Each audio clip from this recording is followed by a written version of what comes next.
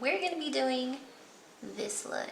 Me and Jay Chanelli are collaborating on this. Make sure you go subscribe to her channel, follow her on Instagram, follow her on Twitter, and leave a comment wherever you do so, which should be all three, telling her that Xrizz'Tina sent you, okay? I love you guys. Let's get started on this video. Oh wait, don't forget to thumbs up this video.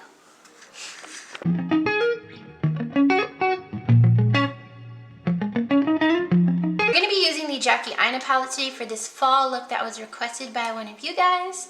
It's a warm halo. First shade that I'm going to use is Credit. Y'all already know. Okay, so I'm just gonna tap Credit right here.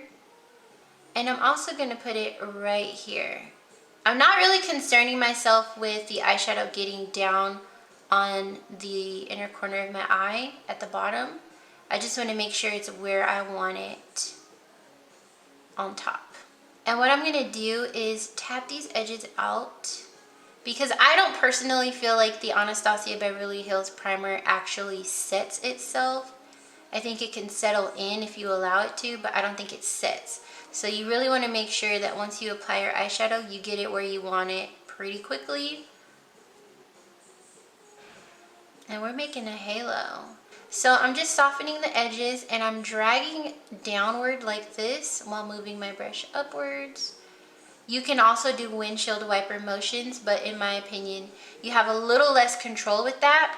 Now I'm going to take my blending brush and I'm going to go into the shade Ginger. Now I'm going into this shade first because I really want to help it transition Credit. And so that's why I'm going to lay this down first.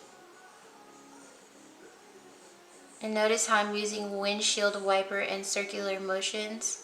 I'm doing it with this shade because I don't need as much control. This really is going everywhere. So when I get down to out here towards my brow bone, I'm going to be a lot more intentional with the way that I'm blending. Notice that I have a lot of space going on right here, like a lot of space. So I'm just going to either bring it all the way out or keep it where it is, but just blend it out so that there's a nice, smooth transition. Now I'm going to go into the shade Edges with the same exact brush, all right? And I'm going to do the same thing. As you can see, Edges is really standing out. Not only because it's a pigmented shade and it was designed to stand out on darker complexions, but because I went ahead and laid down the initial light brown shade called Ginger, okay? So I'm just placing her exactly where I want her, okay? I want my edges all over. Okay, we need our edges. And I'm tapping it in so that the perimeter or the border of this shade that I'm laying down is not difficult to blend out, okay? Just keep in mind, the more product you pick up, the more difficult it may be to blend if you're not familiar with how to do that properly yet. Soften this, and I'm blending this way because I have a lot of space between my brow and my eyelid. As y'all can see, right here, it's a lot of space. I'm gonna go ahead and dip into Credit one more again, and I'm going to lay her exactly where I did initially.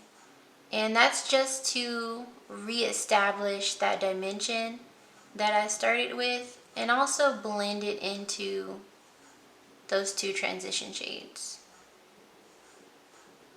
And I just kind of go back and forth until I'm satisfied, you know. So I'm going to use the same primer that I started with, the Anastasia Beverly Hills one, just for consistency purposes. I'm going to make a line. Usually I'll tilt my head back. Sorry guys. Usually I'll tilt my head back and I'll make the line above my crease, and then I'll just follow through like that.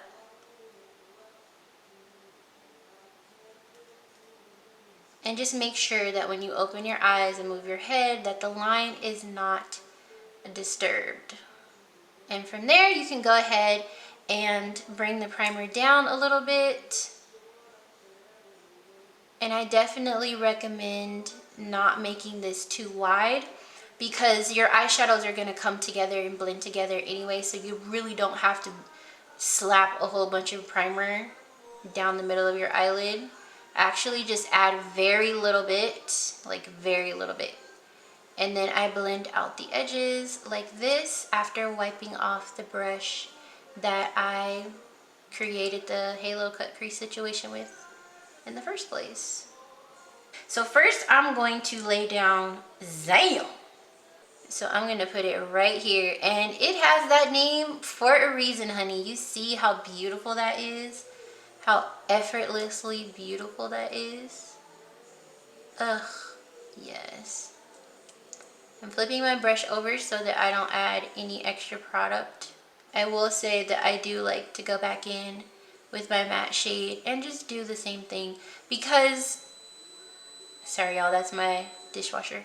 Because it just looks phenomenal on camera and in person when you can rotate your head and there's a gradient on your eye. Like that's crazy. You know how the center is solid and it just fades. Ugh. Yes, ma'am. So to finish off my eyes, I'm going to use Mad Max Brown. This is a eyeliner from Kat Von D. And I am going to pop it right into my waterline and then right underneath my lash line. I'm going to go ahead and use a pencil brush to blend it out. And I'm going right back to my Jackie Aina palette, okay? And you know what? I'm going to use the shade Edges to blend this out. So first things first, I'm just going to tap this right onto the eyeshadow or the eyeliner. And if you can, look up while you're doing this, just to make sure that your eyeshadow gets in those little folds and creases, if you have any like me. Something is telling me I should do Lituation. So I'm going to take Lituation. She is very cool toned. I bet this looks phenomenal on deeper complexions too. Now some lashes, gonna wear some lashes, some lashes, some lashes. I'm just gonna pop on the lashes that I've been wearing for the past few days. I literally think I've worn these lashes like 5 times already. These are the new Kat Von D Vegan Beauty lashes in the style Dramatique. Dramatique, okay? Just like me. And you guys, they're so freaking cute. They're vegan, obviously cruelty free. And each one comes with some vegan adhesive as well. And I love them. I love them so much. I haven't really gotten super excited about an eyelash in a long time. But do y'all see why these lashes are so vital right now? Like, this look would be great even without lashes. Like if you just pack on some mascara, make your real lashes look, you know, thick. But these lashes are giving me all the fall drama.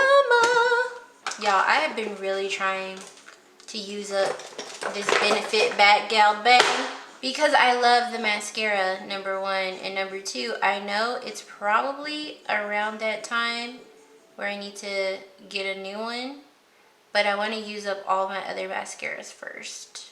Alright y'all, so if you want your makeup to last, you definitely want to use a setting spray, but because I'm going to be in my house, I'm just going to use a mist. What is my recommendation for a setting spray though? Definitely this one, okay. I think I've used this 3 or 4 times, and every single time I've worn a foundation that I know is going to slide off or move or crack or crease or look funny, and when I tell you it does not, I'm so pleased. I also like to use the primer with it, so it'll have like double action going on. This is so good. So that's what I recommend for your setting spray. But yes, y'all, this is the final look. It's giving me fall. It's giving me, you know, sunset. It's giving me pumpkin spice, even though it's not pumpkin at all, you know. Comment down below and tell me what fall look you would like to see next. So far, I have posted 2 fall videos. And don't forget to check out Jay Chanel's YouTube channel. Don't forget to check her out. So you can subscribe right here to my channel, and then you can click right here to watch her video next if you haven't already. And tell her that I sent you. Okay, okay, alright, okay, alright.